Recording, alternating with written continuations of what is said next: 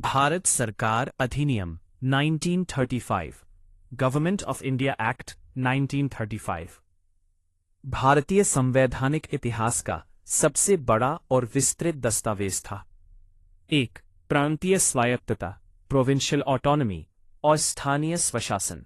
1935 के अधिनियम की सबसे बड़ी विशेषता यह थी कि इसने प्रांतों में द्वैत शासन डायरकी को समाप्त कर दिया और प्रांतीय स्वायत्तता लागू की। सीधा असर स्थानीय स्वशासन जैसे नगरपालिकाएं और जिला बोर्ड पूरी तरह से प्रांतीय सूची का विषय बन गए। इसका मतलब ये था कि अब स्थानीय निकायों से जुड़े कानून बनाने और उन्हें नियंत्रित करने का पूरा अधिकार प्रांतीय सरकारों, जिसमें भारतीय मंत्री शामिल थे, के पास आ गया, न कि ब्रिटिश गवर्नर जनरल के पास। 2. शक्तियों का विभाजन। इस अधिनियम के तहत शक्तियों को 3 सूचियों में बांटा गया था। छात्रों को यह याद रखना जरूरी है कि स्थानीय स्वशासन को किस सूची में रखा गया था।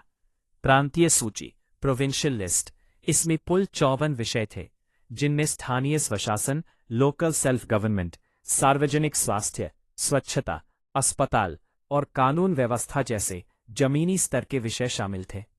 केंद्रीय संघीय सूची, इसमें रक्षा और विदेश मामले जैसे 49 विषय थे। समवर्ती सूची, इसमें विवाह, आपराधिक कानून जैसे 36 साझा विषय थे। मताधिकार का विस्तार। स्थानीय स्वशासन को मजबूत करने के लिए लोकतांत्रिक आधार का बढ़ना जरूरी था।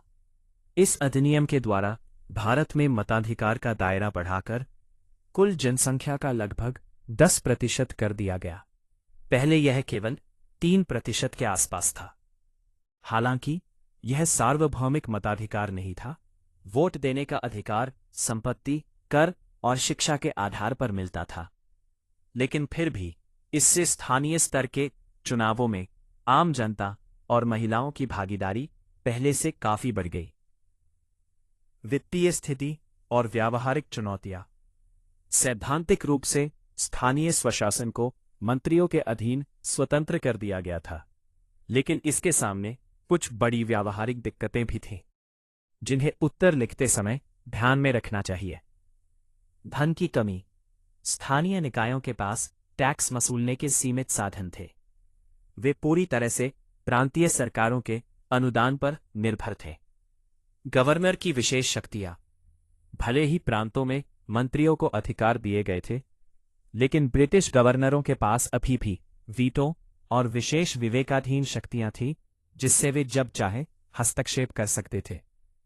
भारत सरकार अधिनियम 1935 का महत्व इस बात से समझा जा सकता है कि आजादी के बाद बने हमारे वर्तमान भारतीय संविधान का लगभग 60 से 70% हिस्सा इसी अधिनियम से प्रेरित है। आज हमारे संविधान की 7वीं अनुसूची में जो राज्य सूची है, उसमें स्थानीय शासन को शामिल करने की नींव इसी 1935 के अधिनियम ने रखी थी।